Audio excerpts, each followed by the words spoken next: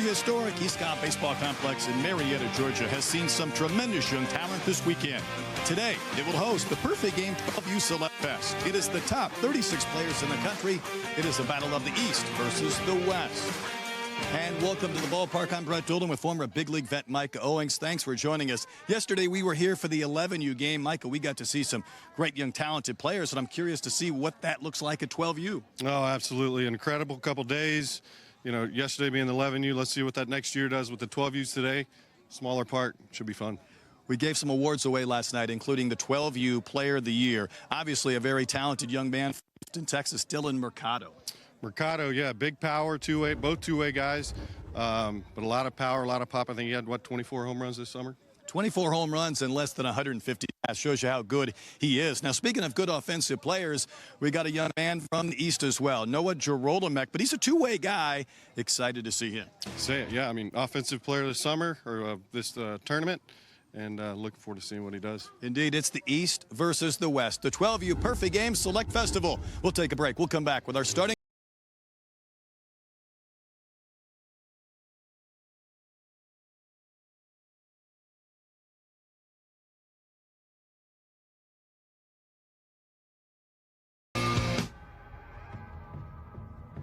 Oh, yeah. Good wait for this one.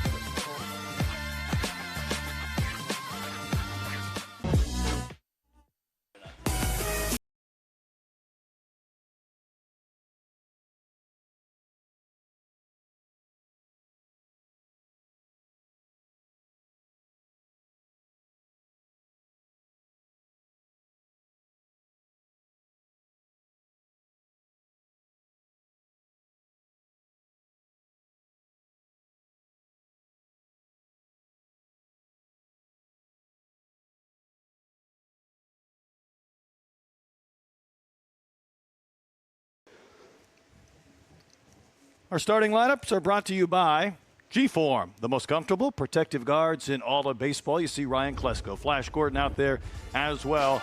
It'll be Victorio, Monster leading off, then Leon, Neal, Marcato, and keep in mind we're batting 18, so it is going to be a busy day introducing these players. Wyndham, Polanco, Hockett, well, he put on a show in the Home Run Derby. Lopez, Ramirez will flip the page. We'll keep right on going because, again, everybody gets a chance to bat today. Rager, Gordon, Elder, Mier, Cervantes, Manavong, Amari, Prime, Maxwell, and Russie Nelson. And by the way, he just won the Home Run Derby. I'm not sure why he's batting 18th. My gosh. Seriously, what a show. Just an incredible show. Trent O'Malley was part of that as well, and he draws the starting assignment on the mound. You see his numbers this year, 33 innings in perfect game outings. How about 64 strikeouts in those 33 innings? Only 14 walks. Young man from the ZT National Prospects. He'd love to go to Stanford. That is his dream school. Let's take a look at the defense as well. Now keep in mind this will change.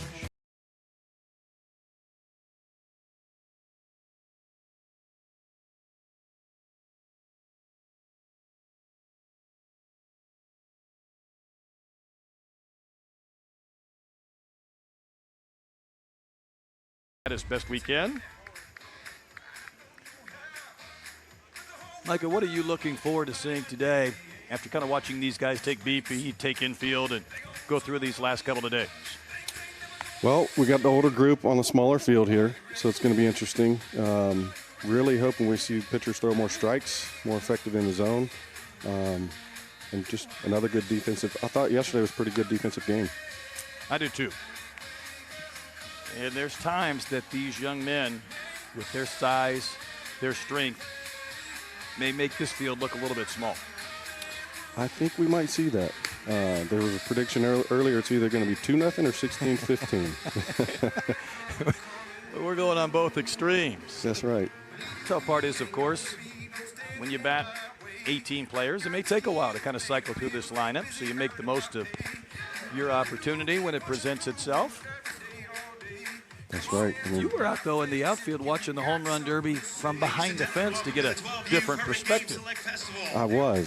There's a little clear path back there, so I was able to get back there. And it was funny, some of the brothers of some of the players were out there running down, having a blast, running down home run balls. And there were a couple, but there's a fence behind that, and there were a couple they couldn't get to. Trent O'Malley about ready to crank this one up and get underway. Great Falls, Virginia native. And coming to the plate, the Teo Monster Victoria. Left-hander with power, also part of our home run derby just right before the game.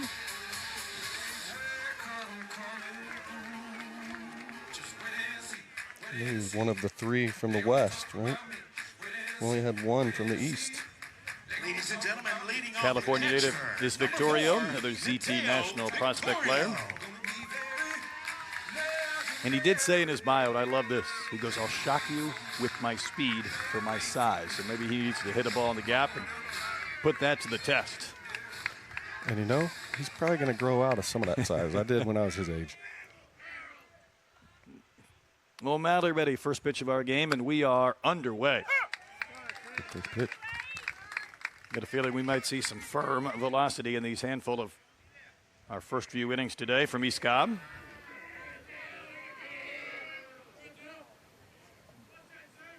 O'Malley works from that high set. And Victoria fouls one back. There's that lip. Just fell down. So that's another point, another year older, that extension with that lip. That stride coming down that mound.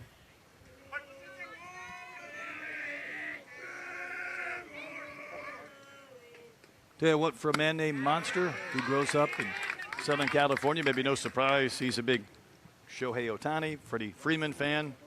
A couple of pretty good guys in his backyard to watch.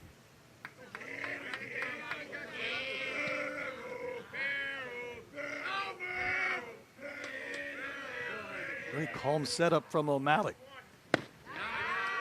Change up there. I like how he went elevate and then went with the change up, try to get him to chase. He's an outfielder, a first baseman, a third baseman, and a pitcher, so he has the gamut covered. I think yesterday we saw a lot of the 11-year-olds struggle to get to that high fastball. In fact, a lot of the swinging strikeouts were letters to shoulders. Right there, Victoria was able to get to it, at least foul it back. That's right. A little tick, a little more up, and I think he got him.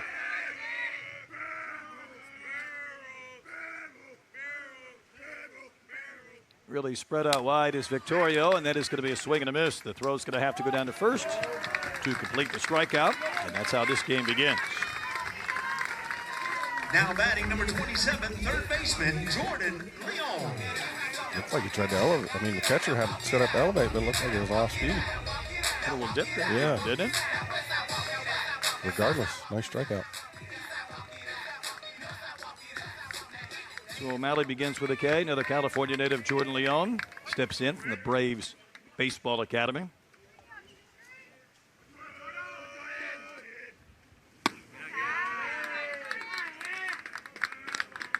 Jordan out of Northridge, California.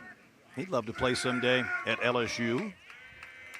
Said this year with all the big events he played in, tried to learn to play through some adversity, some stressful game situations.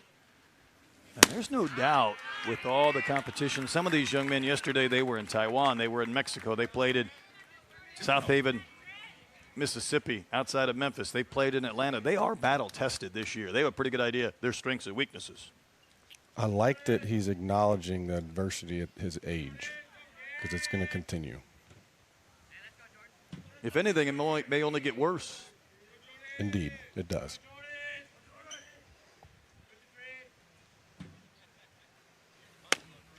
Pitch down and out. Just missed.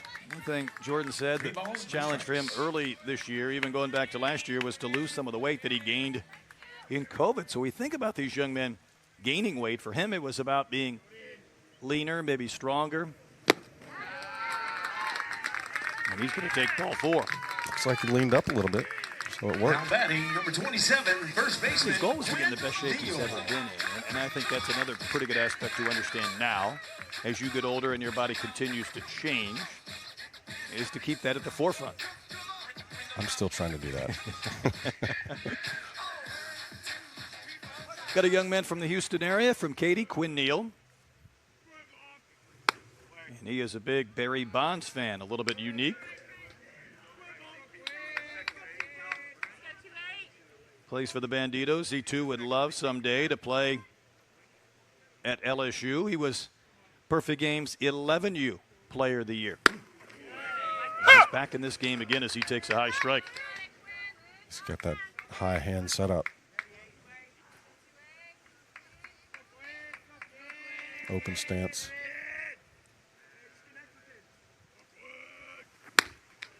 Boy, high fastball, and he waves and misses. That was firm. That's worth a quick step out. In the college game, the pro game, we're on pitching timers, but I think that's probably worthy of a quick recalibration. Down to the count, 1-2. Hard hit right to second. Could be 2. Nice. Micah, how about that turn? I don't think we saw one yesterday. We did not. Nifty job for a double play to win the inning. So a walk, nobody left. Watch this one again. Quick turn by the middle infielders for the DP.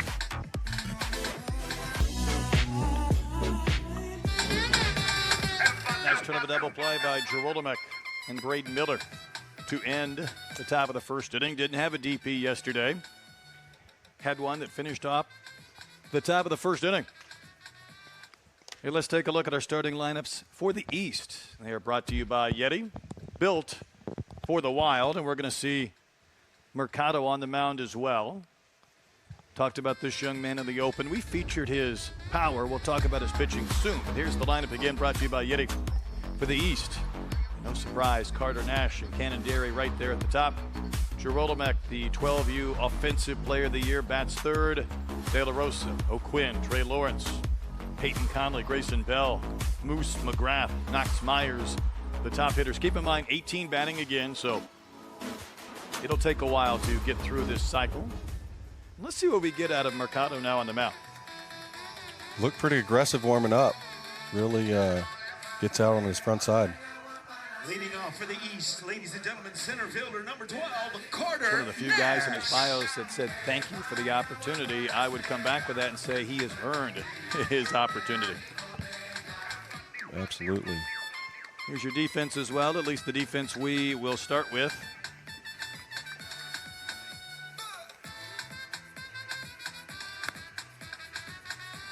Leon Lopez Ramirez Neal around the diamond. Victoria behind the plate. See Gordon Elder and Cervantes in the outfield. Did you see Victoria's throw down there? I did not. Wow. Something to look forward to.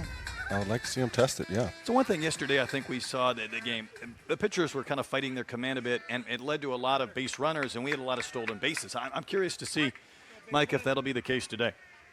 Did we get a total? No, it was over 20. Wow. And here's Carter Nash.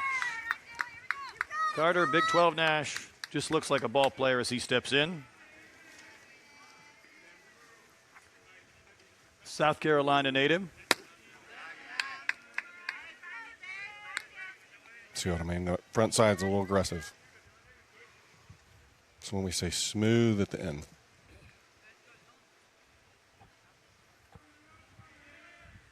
There you go. Almost a little bit falling off then to that first base side, which probably I would imagine forces that pitch to yank just a bit.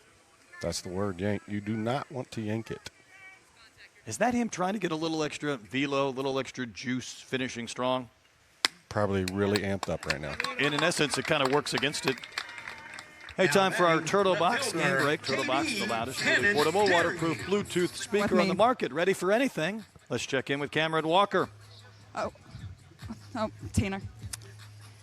Hey guys, I am here with Dexter and Caden. They were 12U Select Fest candidates last year, and they're going to be 13U Select Fest this year. Dexter, tell me what, as you watch this game, what do you reflect on and think about yourself as a 12U? I just remember like playing on like the shorter mounds and like the shorter fields, like just kind of playing like, oh my gosh, it's kind of like it's just like literally baseball, but like you're throwing harder and hitting the ball way farther. How have you grown in just a year? I've grown in like all parts of my game, like my speed, my hitting, and like my pitching. And what are you looking forward to most about 13U? I'm looking forward to playing against the best players in the nation again. It's been an honor for the past 3 years to be dedicated and playing baseball all the time. So playing against great competition is one of my favorite things about baseball. What was it like for you at 12 years old? It was cool. I mean, I've grown a lot in 3 years, so just seeing myself grow is I'm being proud of myself too. So. Awesome. Thanks, guys. Back to you, Brett. I thought I saw Dexter Jr. down there before the game, and these young men will be part of the 13U contest. And I think our PG scouts do a great job, Micah. They see these young men at all the big events throughout the year and able to scout, able to evaluate them. Sometimes for us, we might see them at this event as an 11-year-old. The next year, we might see them as a 12-year-old, as Derry takes ball 4. And you see the progress, and that's where it's exciting. It's not just batting number 27, strength and size, but how their game has gotten better from one year to the next. No doubt. And you can tell all these guys have good work ethics. I'm sure they have some top-notch training. And to apply that, especially when they're going home in off-season in the spring and then get back out in the summer, it's got to be a great thing to scout and track through the years. And you're right, our group does a great job. Here is Geroldemek. He'd like to play someday at Vandy. His dad still plays in an adult baseball league. Interesting. Good for him. I know I couldn't. I think that's 9 in a row here. Could you and possibly then be worried about blowing something out, or are you at that point where you're just going to shut it down? ACL, Achilles, too many of my buddies have done it. I ain't doing it. No, I understand. Good point. Point's well taken. Right now, Marcato fighting it a bit, and you noticed this right away, how he was a little bit rushed at the bottom of his delivery, kind of pulling off pitches away from right-handed batters.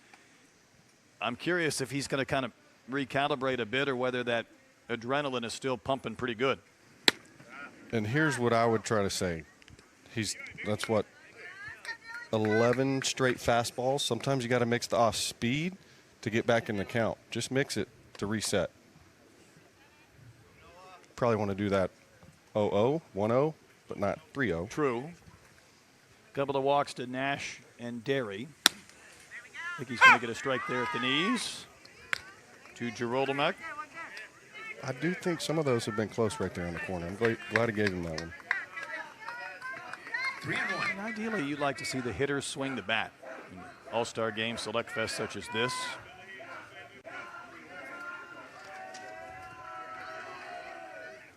Oh. He swung the bat all right. Got him. High, deep, and in the trees and gone. There's your 12U Offensive Player of the Year, Noah Geroldemek, and a 3-run homer to start the scoring in the bottom of the first inning.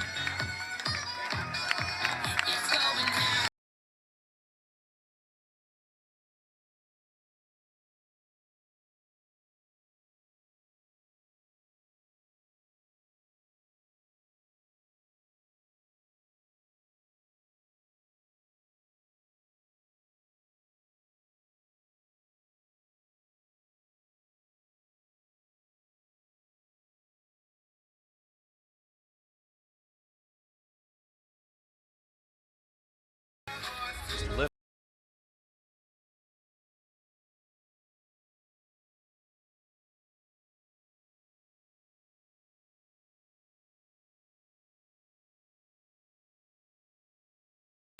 He's got a glove. I'm not sure how he can both shoot and maybe protect his camera with this glove, but he might be tested at some point today.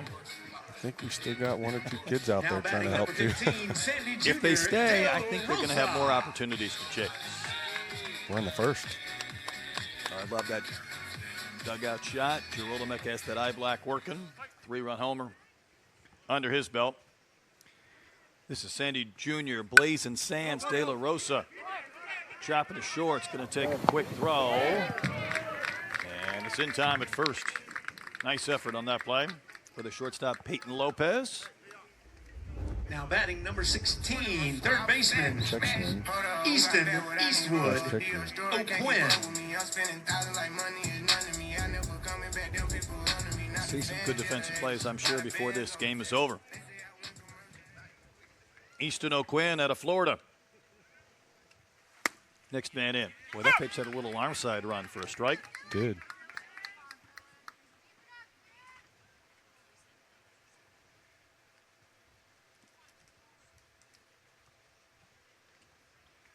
Way smoother. Driving to third. Going to be handled.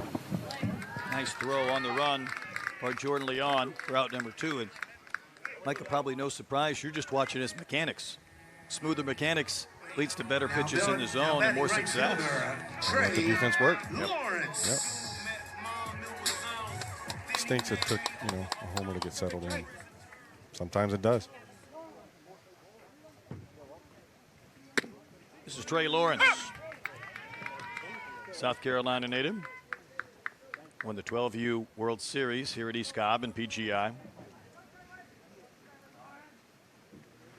His bio, and I love it. It just said he's kind of the centerpiece of youth baseball, and in a sense, he understands he's one of the few African-American players kind of carrying that mantle, as you will, with a book about his experiences, but also tremendous young talent. And you got to believe these kids are still at that age where if they wanted to play football or basketball, they could, but you see the talents on the baseball field, and I know you and I hope that they stick with this game, and this becomes their center point piece, if you will, to maybe a long career. Yeah, and to that point. Good indeed. To that point, Flash said that yesterday. Multi-sport, play multi-sport.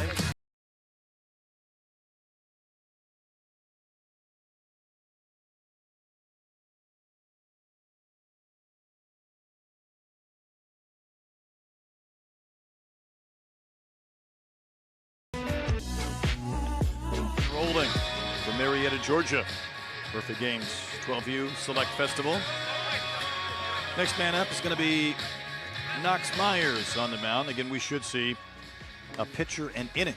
Myers out of Florida, the young man who says, Micah, he throws in the high 70s to low 80s, and I think we will probably observe several 80-mile-an-hour-ish velocities today. I've heard there are a couple running up to like 84. He's tall, lanky. I'm a big believer that kids should play at an age-appropriate field, even basketball. I hated it when kids were playing on the 10-foot goals when they were little kids, kind of inducing bad shooting habits. I would say, though, it does feel like these young men are getting close to outgrowing this field just due to their abilities, their size, their strength. There's no doubt after watching BP and the home run derby. Well, since you got that perspective of actually being behind the fence, there weren't many fence scrapers, and the fence scrapers in the home run derby were those balls that the players mishit, that maybe got too much loft. The ones where they squared up were 60, 70 feet behind the fence. They mishit them or they were bullets right off the fence. Well, we saw Marcato on the mound. He got it back going with 3 straight batters retired on soft outs after the 3-run homer. Now we get a chance to see him swing the bat. Player of the year, Dilly Marcato. Keep in mind in the spring season, this man had 149 at-bats, hit 24 home runs. Houston kid, Bandito player. You do the math on that. You're basically hitting a home run every game and a half over the course of your summer. Yeah, that's Bonds-esque. Of course, that was every third or fourth at bat. It was. At one point. What it tells me, though, and I think we touched on this last night, if you get a pitch to hit don't miss it. Whether it's taking it, fouling it back. Obviously, at big chunks this year, he did not. I don't think he missed that one. Sky to center, back to the fence, on cue. Home run, Dylan Marcato. Get a pitch to hit, don't miss it. He didn't. That's 25. Hey, it's not supposed to be that easy, is it? You know, a man chop.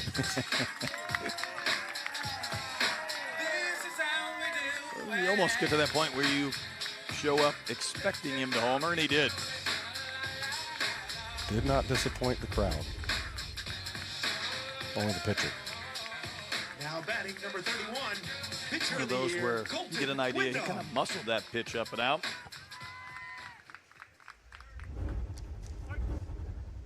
Love the shots from the dugout. Happy dugout. All 4 runs have scored on homers. And here's Colton Wyndham out of California, plays for the San Diego Show and the SBA Bolts National. This was a young man that he hit 82 on the mound earlier, and he was our pitcher of the year. I say earlier this summer. Micah, he's grown 8 inches in the last year. He is projected to be 6'5" when he's done growing. Maybe if I'm still that tall, we'll be eye to eye. How would you like to buy shoes or buy pants or clothes for this young man? We'd get to share. Notice, too, he's honor roll, 4.0. You know, just going through these bios these young men provided us, the number of kids that are active in their communities with community service, A honor rolls, 4.0 students, tremendous students. It's not just a few. It's almost every single one. And I think the emphasis is important to stick with that. I tell my guys in the high school system, the first thing a college coach is going to ask me is, how are the grades? Next is, how's the family? How is he as a kid? The last is, they know his You're talent. Right. No, I think that's a great point. They can see the talent. What they don't know is the work ethic and whatever it is as far as your dedication, your desire, your school. Hey, here's our temperature today. The feels like is 111. I heard our plate umpire yesterday almost lost one of his shoes. He was down on the turf long enough that it started to melt. Yeah, nice wind, 2 miles per hour. As Wyndham takes ball 4. Something about these trees around this East Cobb Complex. If there is any wind, you don't feel it. No, we're kind of in a hole here.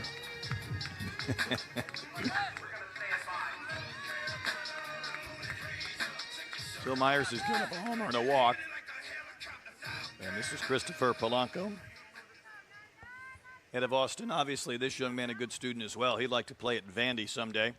And I talked about the home runs that Marcato hit. And with his homer in this inning, 25.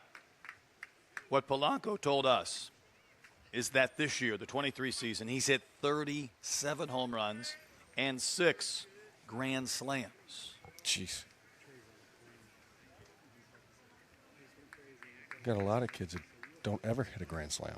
He's got 6. 6 in 1 year. I mean, if someone goes out and collects the home run ball after he hits it, he's got a brand new bucket of BP balls just from his own experience. And like he predicted yesterday, we might have that today. Time permitting, I'm going to tell you about his uncle. Check swing foul ball, came up and in. His uncle's Luis Ortiz, who was with me in the AAA ranks in Tucson way back when. But Luis played 12 years of pro baseball, 4 years in the MLB, the Rangers, the Red Sox. He's also the assistant hitting coach with the Boston Red Sox. So he said Uncle Luis has taught him a lot about some drills to utilize. On the ground to short, are we going to get a force? We will. Double play, not in time. Without that bobble, maybe a chance for a double play. But Knox Myers will take it, Now gets that batting number first out. 9, the Hawk, Cameron Hockett. And brings up Cameron Hockett, who we saw put on a show again. Now keep in mind in the home run derby right before the game, he hit 9. He tied Russell Nelson, so they went to a 30-second home run derby finale. He hit 6 home runs, and he still didn't win. unbelievable. I was walking down from out there, and I was like, I didn't even see him. I heard 6 in 30 seconds. It was a show. And then Russell Nelson went for 7, hit one out on his last swing to win it. That's one of those. I saw a couple takes there the last round. Got him. Oh, Close. hand must have gotten in. Polanco able to swipe it. We're going to see some catchers with some good arms today as well. I was just intrigued watching Hackett, though, in the Derby because he's from Spokane, Washington. We're talking about all these kids from Georgia and California and Florida and Texas. He had a long trip to get here. Done that flight a couple times. You probably have too.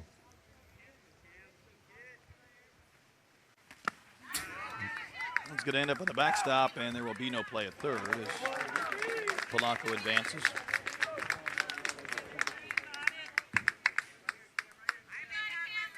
You know, back to the play at shortstop.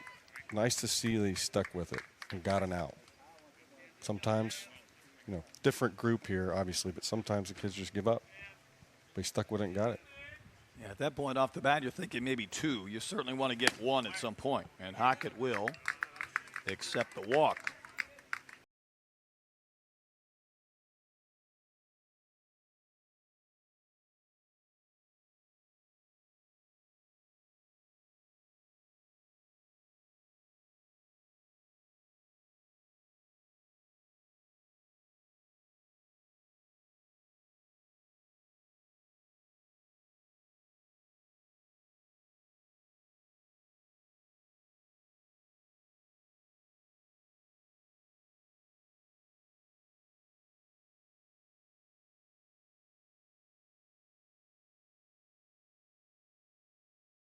Yeah, sure.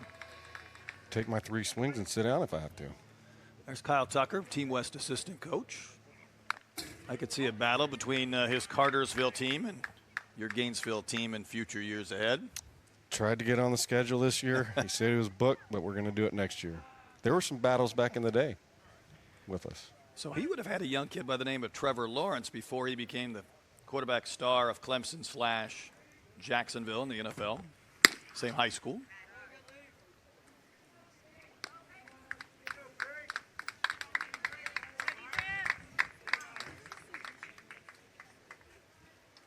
Peyton Lopez plays for Elite RBI. He's also a quarterback for a 7th grade football team, speaking of QBs. And that one fouled back to a screen.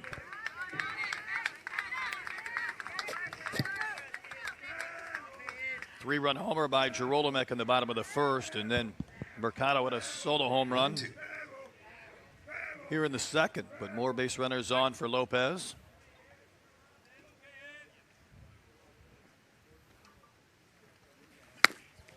I will say the subtle differences in the uniforms wouldn't be good if we were playing football. We've got the gray accents with the white pants or the gray pants with the white accents. I'm focused on the hats. That might be the best way to go. Got red hat, black hat. Otherwise, I'd be lost.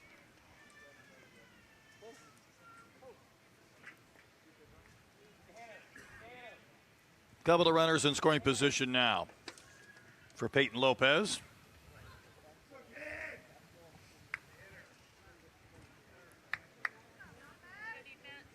Make a pitch right here. See what Knox Myers can do. The 2-2. Lifted to right. Maybe a chance. No, sir. Goodbye. Peyton Lopez with our 2nd 3-run homer of the game. Got one up and out to right center. Indeed, yes, he did. Well, yesterday we were talking about the number of stolen bases we might see, and it exceeded 20. We're already on 3 home runs. Yeah, we thought these young men might make this ballpark play small. Top of the 2nd with a 9-inning game. I know these pitchers don't want to put runners on base. They're trying to throw strikes. They're trying to be patient because they know everybody in these 18-player lineups can do damage. But it reinforces when free base runners are on, then you give up the blast. How much damage can happen in a blink of an eye. Freebies kill you. But again, they're probably, the small park is probably in the back of their head. So they're probably making I think you're right. too fine of pitches. No, I have no doubt.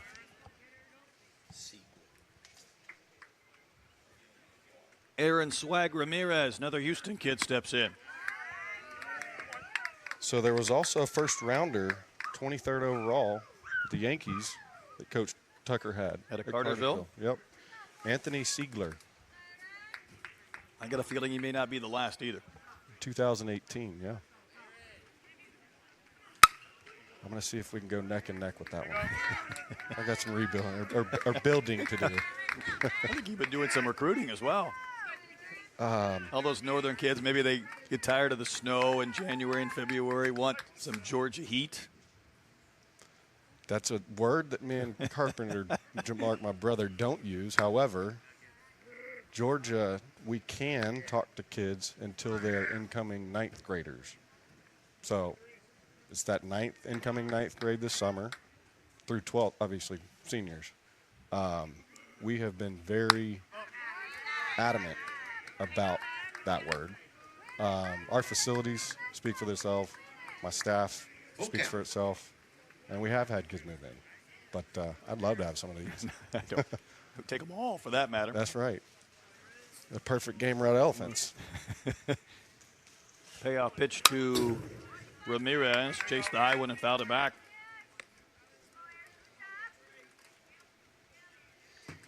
So you mentioned Tucker had, obviously Trevor. We had Deshaun Watson. You did? So right before, Clemson had both those dudes. Clemson heavy. This ball forward to Aaron Ramirez. He'll walk to continue the.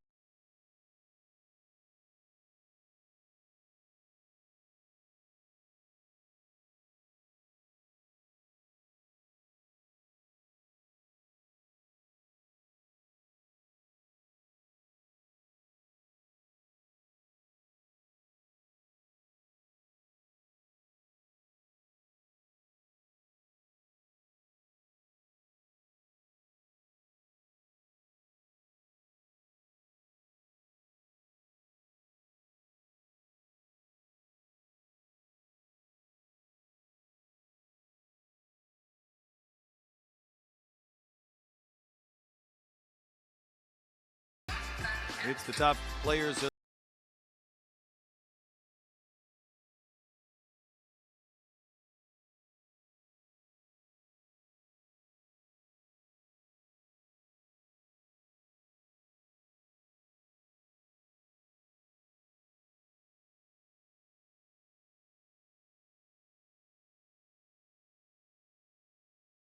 Exclusively on PerfectGame.tv. Brett Rager, the batter. Big Daddy batting with base runner aboard already. 4 runs home this inning and a couple of homers. Boy, that one's going to go to the backstop. The ricochet, I thought, maybe had a chance to be handled. That backstop took a beating yesterday. Did. And that had some heavy sink.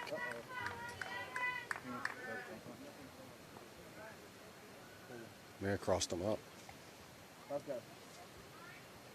And Ryan Klesko on his way out to the mound. Pointing to his arm. You're checking to see if he's okay.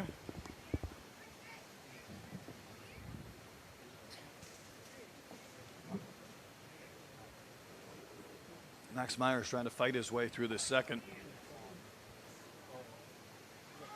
So we talked earlier. I think we're more on pace to that 16-15 game. I think you're right. We already 2-0 went out the windows early, right?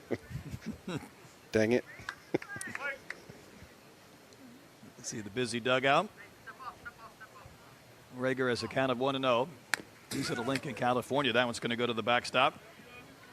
In fact, Rager's dad played quarterback at Butte Community College, and that was the same school that would also produce an Aaron Rodgers, just to continue on our quarterback theme of Deshaun Watson and Trevor Lawrence. 2-0.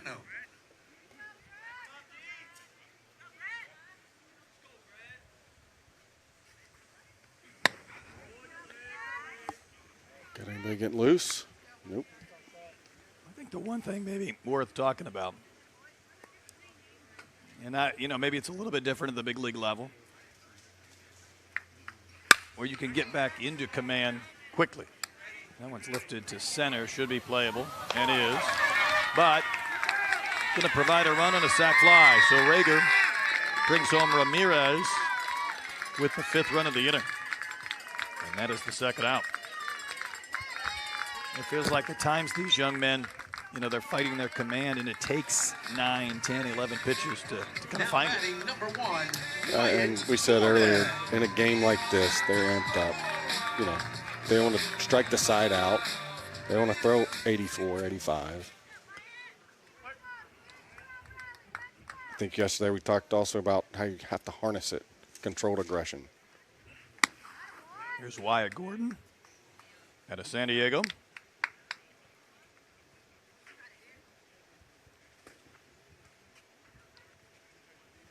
Plays for the San Diego Show.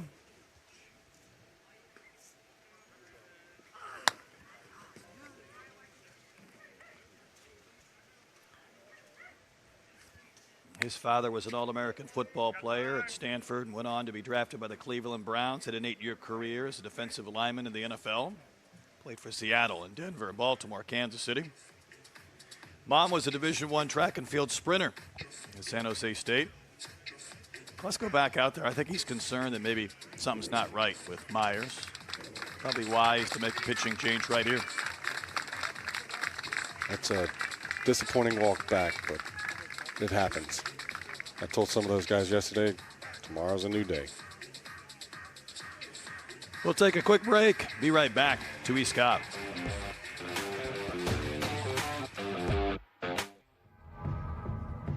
Oh, yeah. Good wait for this one.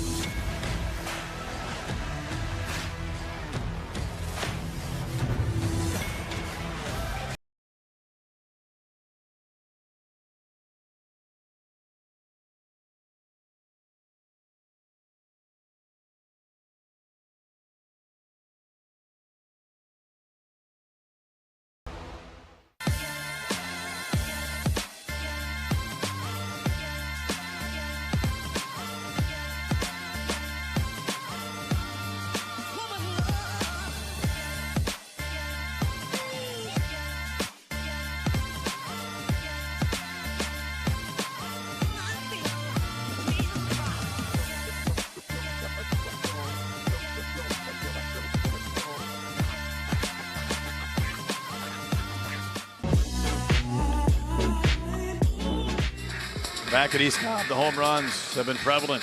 Got a pitching change in the top of the 2nd. So let's check in with Cameron.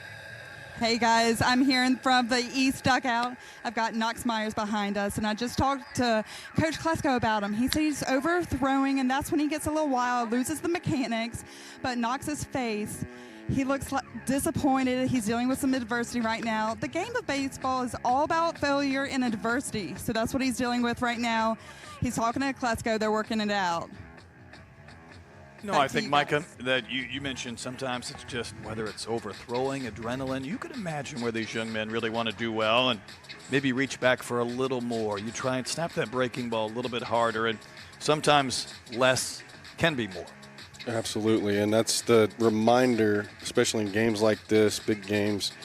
I remember having the 50, 100 scouts in Jupiter, those shows. You have to really, really consciously think deep about just being smooth, trust in your ability. You've been doing it your whole life, and you're going to have plenty of other chances.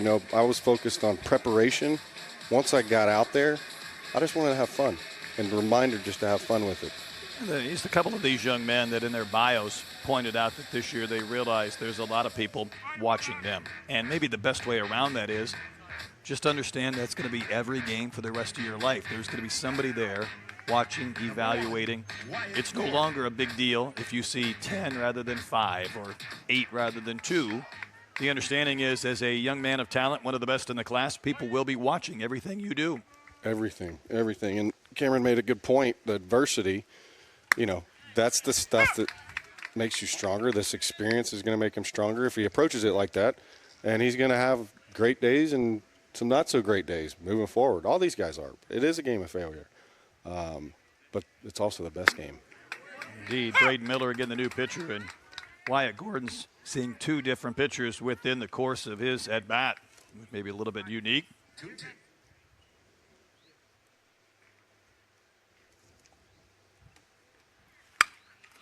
Lifted to left, back towards the wall, and the catch is going to be made. Tell you what, Carter Jones didn't give up on that baseball. Good play. Couple of home runs.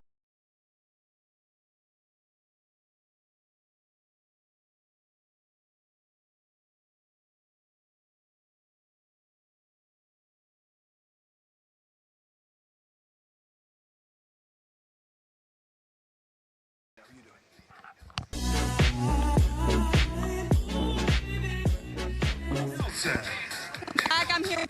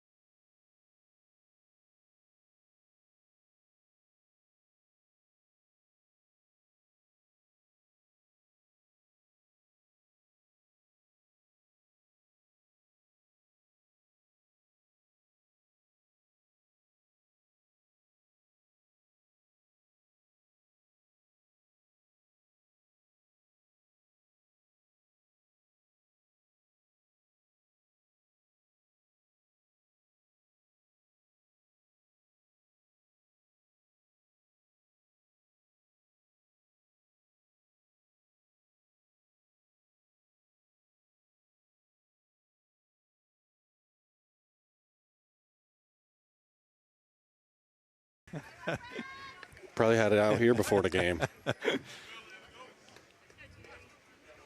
You know, point out 278 career home runs, Glasgow. Well, how about him telling a story last night at the banquet? By the way, new pitcher Russell Nelson and the batter is Braden Miller.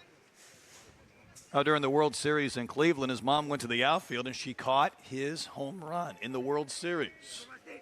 So just a little bit more of that. 278. One of those was off me. Just one? One, yep. I only faced him, I think, one game. All right. So he's 1,000, batting 1,000 against him. His mom wouldn't have been able to catch that one because it was in the water, McCovey Cove, San Fran.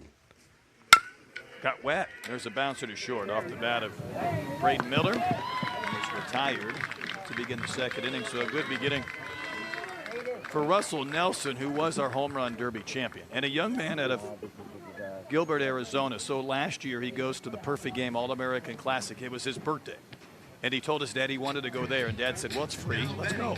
So Nelson got a bunch of autographs from all the All-Americans last year, and he held up a sign, said it was his birthday. Namala, who was a first-round pick by the Blue Jays, came over, handed him his Oakley sunglasses. So, you know, he's locked in as a fan of these young men already. Then goes out today, hits 9 home runs in the Derby, follows it up with 7 more to win the Derby. And Dad was beaming, I'm telling you, from one seat to another with a smile. And son had the same smile holding that trophy above his head. That's priceless. And that was a show. I mean, that was worth the price of admission right there, just watching him launch. Pettinato, the batter. I'm still hung up on Klesko, though. Career average, 297. 987 RBI. Would he be about 10 hits away from getting that over to 300? In today's day and age, you know, you hit 300 home runs, you're probably not going to be a 297 career batting average. You're going to strike out probably third, fourth at bat, which was not allowed, you know, back in my era. I mean, you know, he's in a lineup with Chipper Jones. He was talking about that yesterday. And look at him right now. He's talking baseball. He's talking hitting with these young men. And I think that's so invaluable. It's something that we encouraged these kids yesterday to take advantage of. Just go down there and pick his brain, sit with him, you know. Natural. Comes natural. That's what we used to do, especially, you know, his time right before when I was coming in. That was, you'd stay in the clubhouse. You'd talk the game. Now it's how quick can we get out? Shower, get out. Just different. Different. And probably not better. I would say no, because that's how you learn. You get to pick the veteran guys' brains, and they get to teach you. 2-2. Colton Pettinato moved from Charleston to Charlotte this past year. That's been a big change for him as he fouls one over our head and out of play. Kind of low three-quarter here. I like this. A different arm angle. Is that harder to command, to control? My mentor, again, Carpenter, would say yes. Arm up. You get in a tendency to where it runs too much. We get some run there. There was some run. Yep. That's typically what you'll see with the lower three-quarter sink slider. Well, if you're Pettinato, though, he's fouled off several. You're just up there kind of trying to fight him off. If you get one like that, he'll wave and miss. Crow's going to have to go to first to complete the game. That's some late giddy up. Let's see this again. See.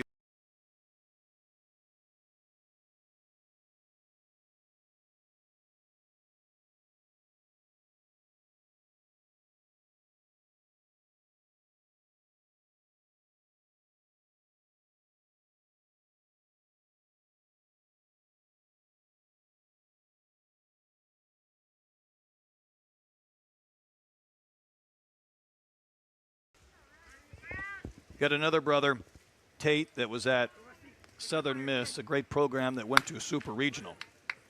So at many times this year, all three brothers were playing a game at the same time in different states. Not sure how mom and dad navigated that, but Perfect Game TV needs to follow them around on one of those days where they got three kids playing at all different places, different states at the same time. Surely you got a grandparent or uncle or aunt, right? I mean, that's where you're hoping that you can watch MILB TV on one and maybe watch another one on an iPad or a phone. I got a feeling in the Parker household they enjoy the fall when things slow down just a bit. Wave and a miss.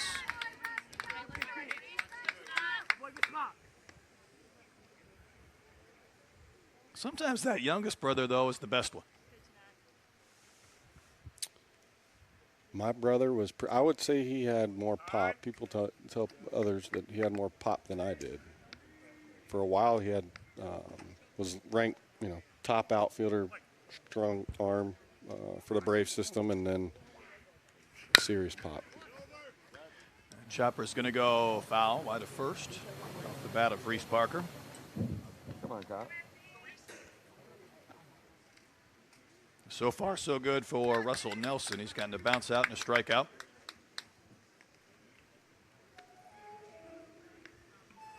It's the pocket.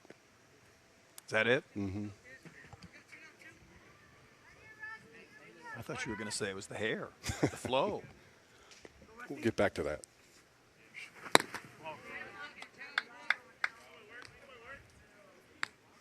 Parker trying to keep this second inning alive. Full count.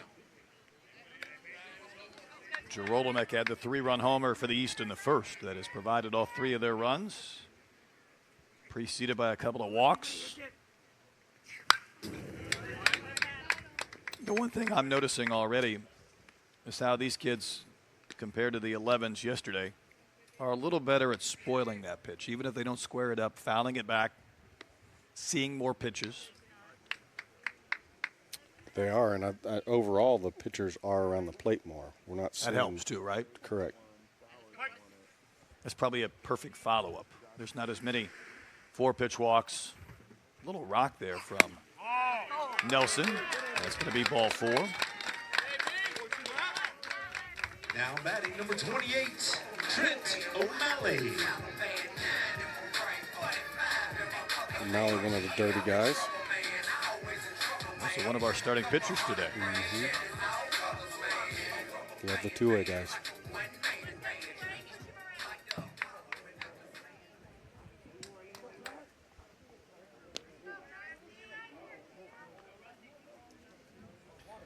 Great Falls, Virginia.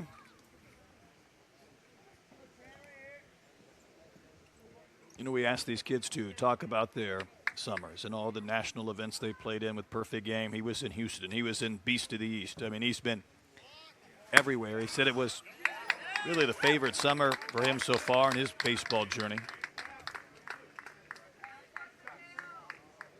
It was a nice pitch right there.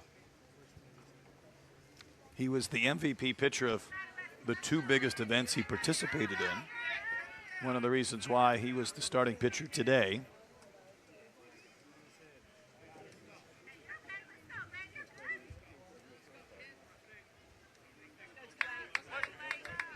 Maybe the insightful part that he added kind of piqued my curiosity. He said, I've learned what type of hitters each team has from observing on the side and then pitching to them. So whether you're a pitcher and you're looking at the other hitters, or when you're a hitter focusing on these other pitchers, just trying to pick up something.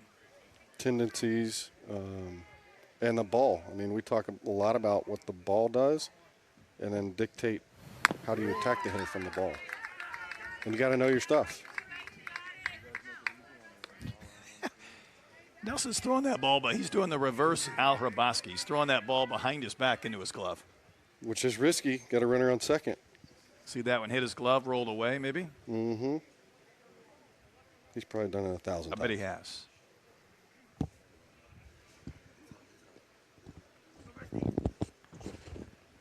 One ball, two strikes the count. Wave and a miss. So that is the K to win the inning. Little glove slap there. Pretty nice job.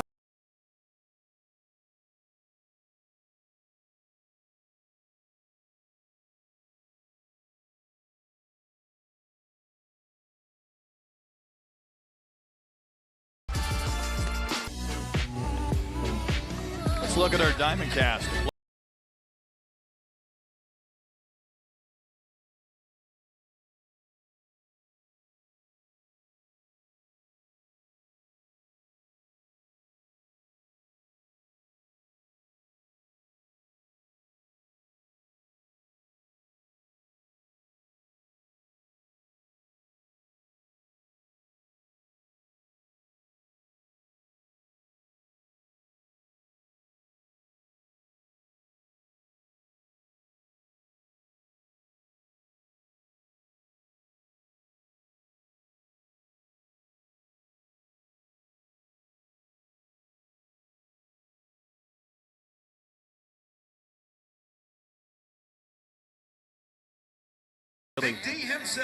Step up his game against talented competition. What I'm curious, though, is with Bell, as he faces Davion Elder here, and there's a wave and a miss.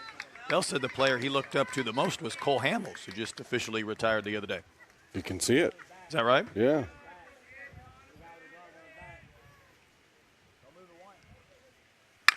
Very similar.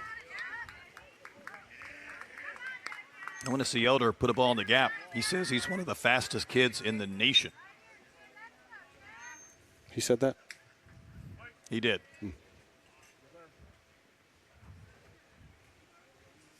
Got to put that to the test, don't we? We do.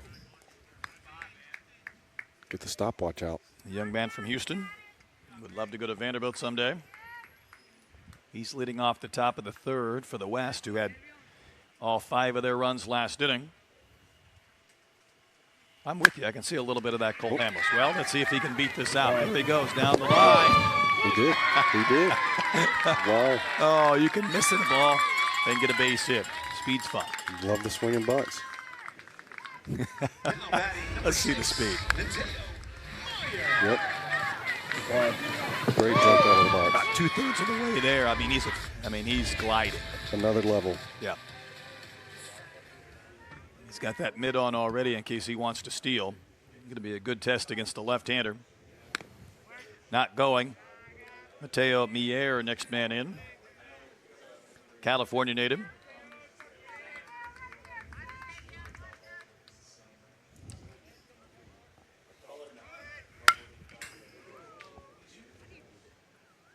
God, I don't know how he got around on that one. It was on his hands.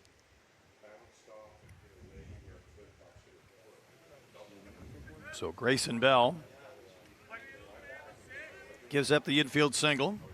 Now facing Mier. Well, we're going to have a steal attempt to second, and that throw ends up in center. So really no chance to get Elder after the bobble. We'll just keep right on chugging at third base.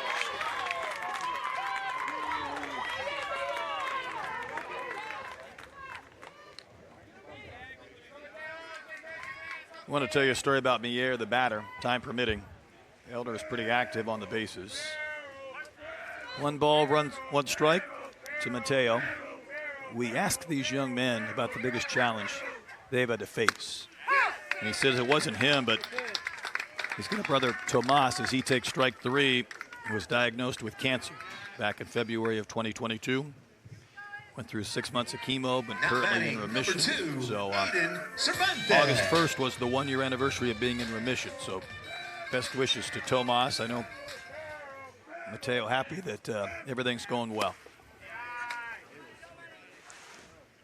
Absolutely. I can relate to that. I had a family member that got through it and very close, still with us. Aiden Cervantes, the batter. Look at that lead right there from Elder. With a left-hander on the mound, I'm curious to see how much he'll be able to continue to come down that line. A left-hander working from the full windup with the infield in. Just off. Cervantes takes one out. Out of Corona, California is Aiden Cervantes.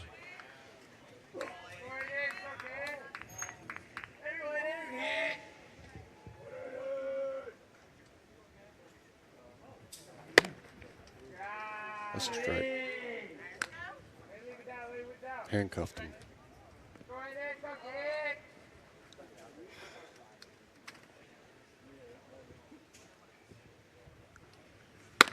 Left pitch is firm, but it misses to Cervantes.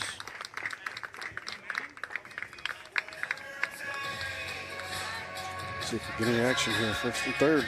Now batting number 7, Brandon Menavong. Good speed on the bases with Elder at third. And Brandon Manavong, the hitter. Another California native. Another ZT national prospect. Boy, it didn't take long for Cervantes to move up.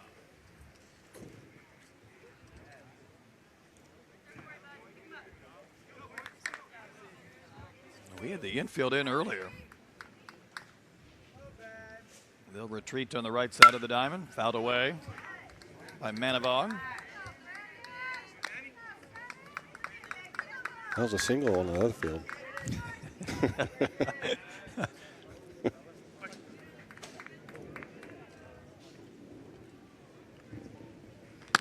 We have seen good pitchers today, but these hitters have really made these pitchers work, forced them in the zone, done some damage when they've been in the zone. Lee from Savannah is behind the plate. I think his zone's a little tight. Ooh, is right. Hit by pitch will load the bases. It sounded like it. Now batting double deuce number 22, Amari Prime Maxwell.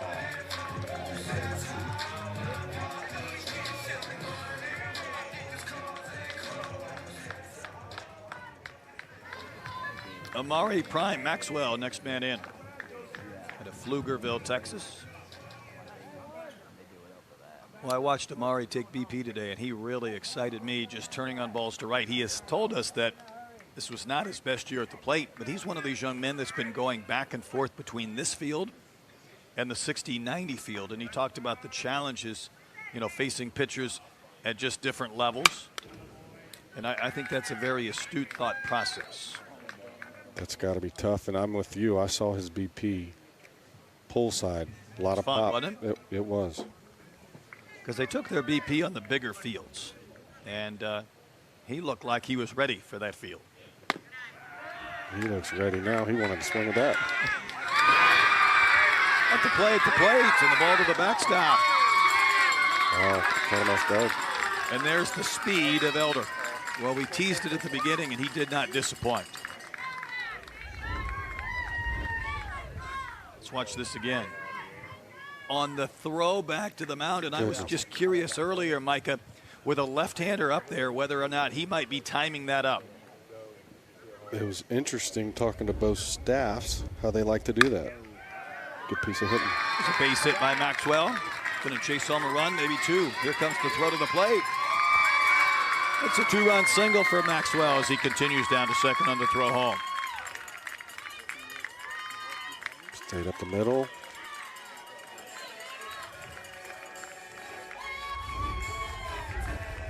Boy, started to bail out with the body, but he kept those hands back. He did, and that was key, so he didn't try to pull that into the woods.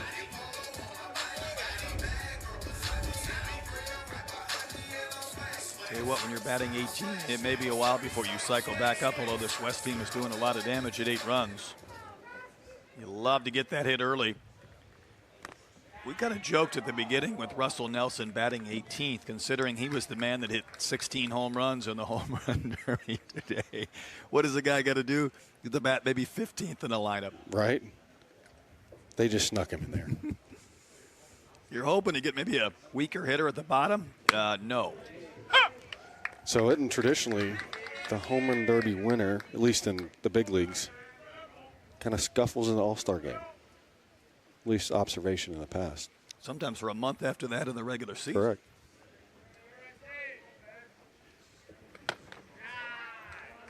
Pitch secured right at the plate.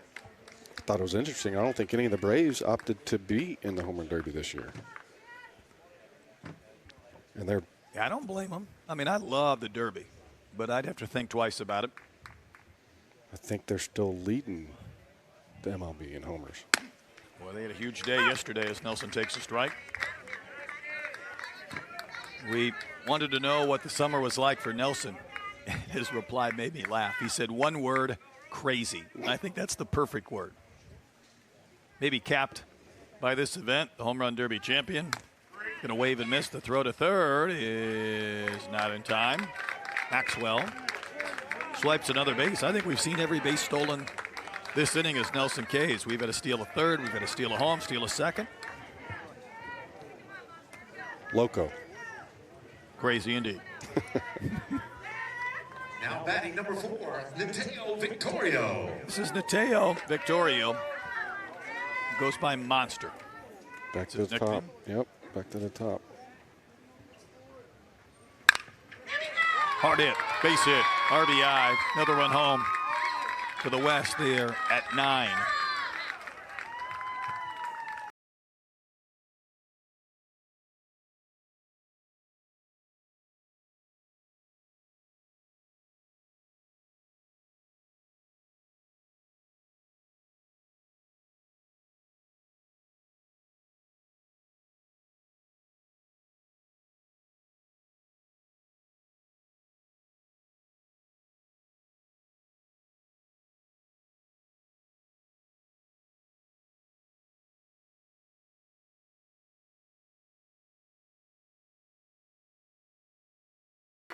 At a Northridge, California.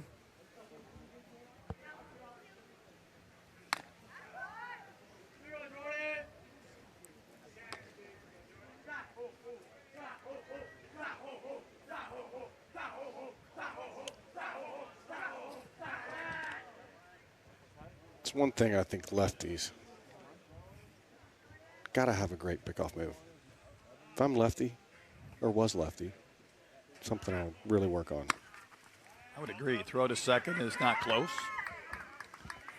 I think in the old days, you could just hold the ball as a left-hander and freeze runners. Now with that pitch timer, you need to do something. You need to have a move. Well, and now the pickoff limit too. You're right. Which would drive me crazy. Loco. Again, there it is. Nice pitch. In for a strike to Jordan.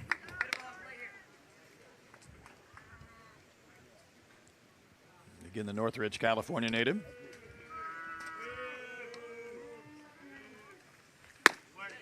Ooh. Boy, that wasn't bad. Come on, Lee.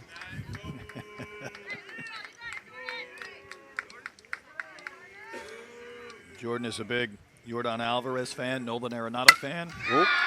Poke to right, hit well. And off the fence, so not a homer. He will be out at second. He doesn't even get the double, did an RBI single.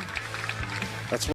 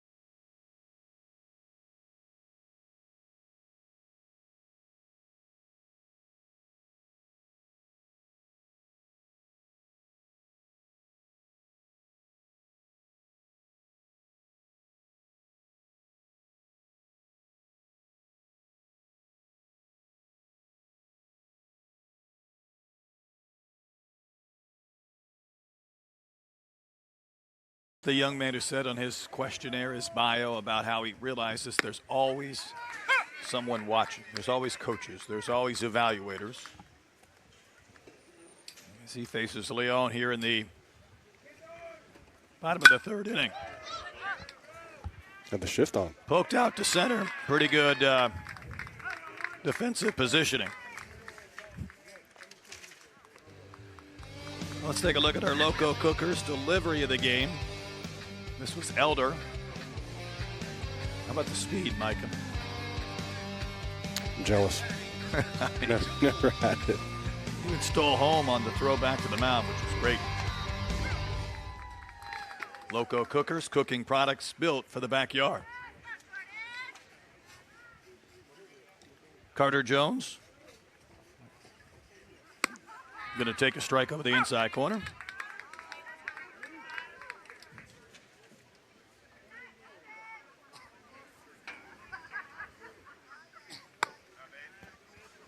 Rushing, same old story. Kind of leaning down the mound there. If he gets gathered over to rubber a little bit more.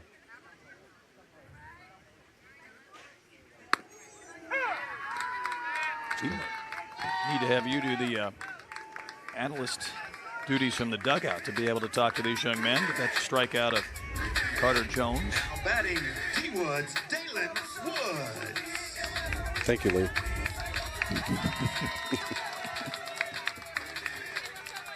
Dalen Woods of Huntsville, Alabama. Next man in.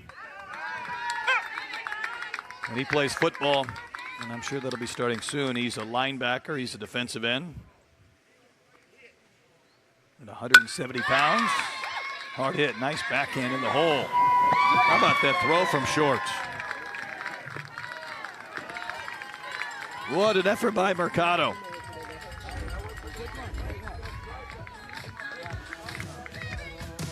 Watch him gather and throw and get the out for a perfect inning.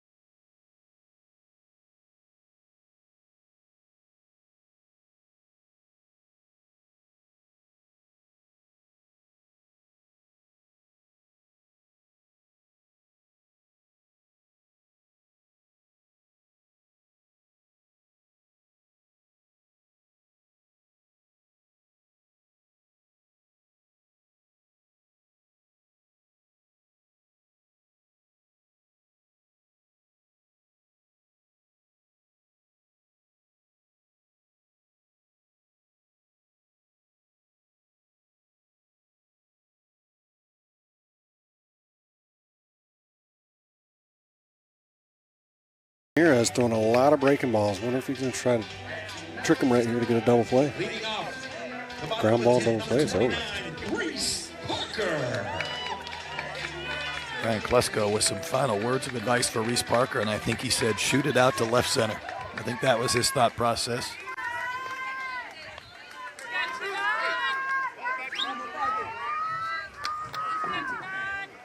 Can the East come back from being down 14-3? And now down 2 in the bottom of the 10th. We can have it out. Well, Indeed we will. So each team gets something there. An out for the second out. East gets a run. So it's a 16-15 game. With the East down to their final out, and here's Trent O'Malley. potentially missed it by 1 run. 15-14, now 16-15. But a base hit here, though, Yep. you would say could win the game because we had a play at the plate for an out in the top of the 10th. Yep.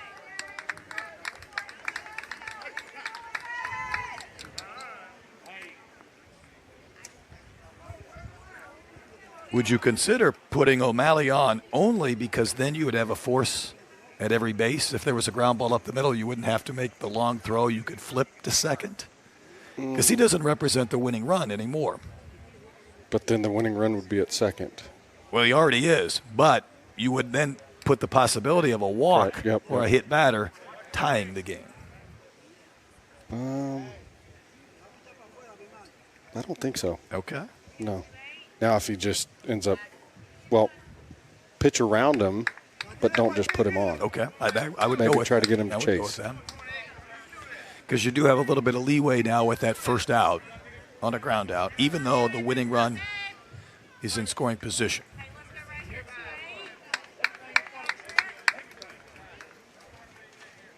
Stage is set for Trent O'Malley.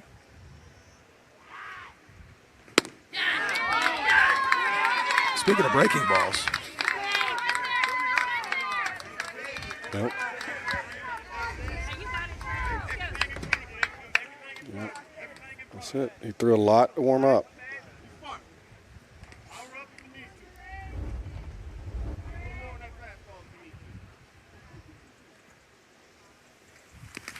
what a stop behind the That plate. was. Yes, it was. That goes to the backstop, tie game.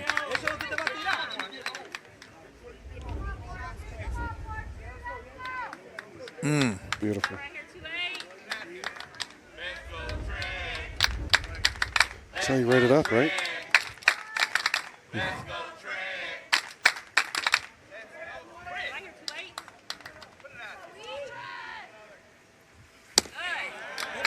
I think that's Mier behind the plate, but the count now 2-1.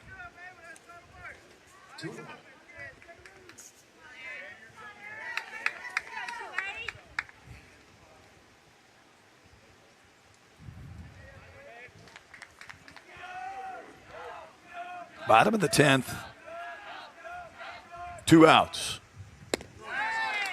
He is not really trying to come over the plate if he can help it.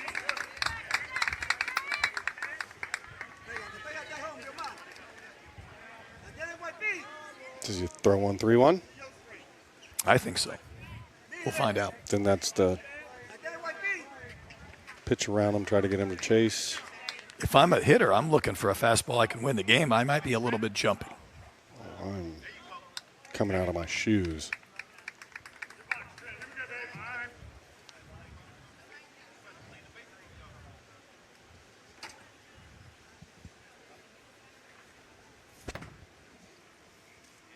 Big deep breath for Trent O'Malley. West got a pair of runs in the top of the inning. Which O'Malley has had a couple homers today in the Derby. He take a base hit. Oh! Oh my goodness. Wow. 3-run walk-off, bottom of the 10th home run. At one point down 11 runs. Goodness. The East comes all the way back for a dramatic win. What did you say he hit 2 earlier in the Derby? He did. This one counts. Yeah, it does. Down to their final out. Trent O'Malley destroys a baseball. What a game for the East. It's Trey Lawrence who predicted it earlier, and don't hurt anybody in that dog pile. He did write a book. He did. Oh, goodness. See it again.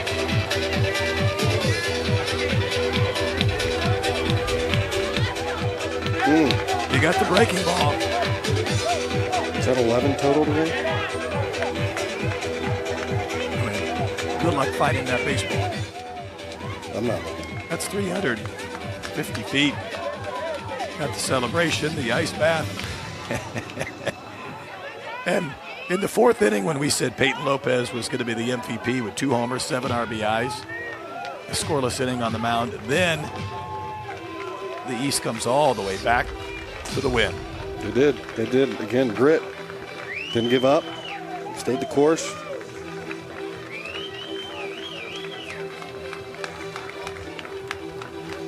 Team East takes the 12U Select Festival in a wild one from East Cobb.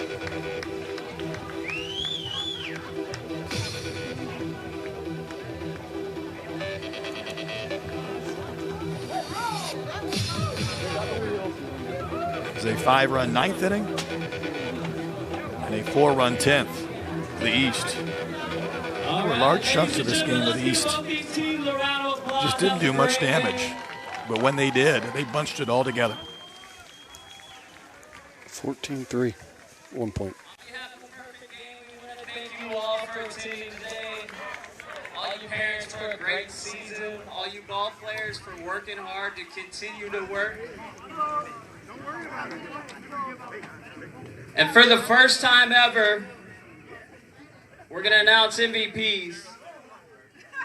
We're going to have a co-MVP. From our West squad, Peyton Lopez, 3 for 3, 3-run home run, grand slam, single, 7 RBIs.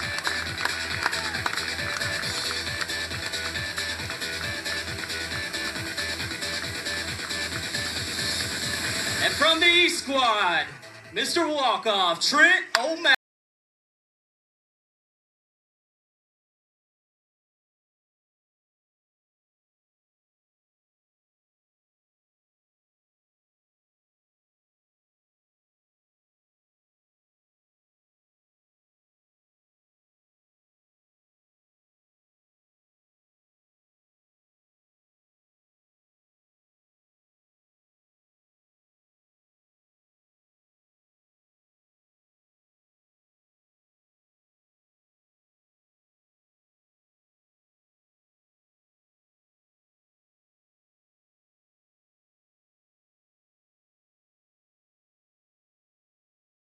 Walk-off, 3-run homer and extras. In addition to the day from Peyton Lopez, let's check in one more time with Cameron. That was too good of a game not to have 2 MVPs. You heard Tony read the stats. Let's start with Peyton. What was it like to play with the best of the best in the country? It was super fun, facing some of the best pitching I've seen in my life. Actually, it was a learning experience. Now, what would you like to say to your family out there? Thank you. Without y'all, I would not be here, and most of all, I'd like to thank God, because without him, I wouldn't have the baseball ability I have. Thank you, Peyton. Good job today. All right, Trent, what were you thinking standing on that plate before you hit that? Well, whatever happened, I would have been happy for either, because, that's my teammate, Aaron. Have you ever experienced a game quite like that? Yeah. When was that? Multiple times, in Vegas, Houston. I've been put in those pressure situations with 2 outs, runners on, down 2. Tell me, how are you going to celebrate tonight? I got to fly home to my sister's 7th birthday. So, it's tomorrow, so I'm going to go celebrate with her. That's amazing. Thank you so much, and congratulations. Back to you guys. Thought of what was a wild game. Wild game, wild weekend. Again, impressive talent, young talent. And like I said, if I could get some up here at Gainesville, be great. How many homers was the total? 11 or 12? I think we lost track at some point. Did. We missed the 8 clip, but a lot of fun with you this weekend. Well, that's going to do it today. Our final score, East takes down the West 17-16, overcoming a 14-3 deficit. So for Cameron Walker, Mike Owings, and our entire crew, I'm Brett Dolan, thanking you for watching the 12U Perfect Game Select Festival. Been a wild one out of baseball this weekend. This has been a presentation of Perfect Game. Good afternoon and so long from Marietta, Georgia.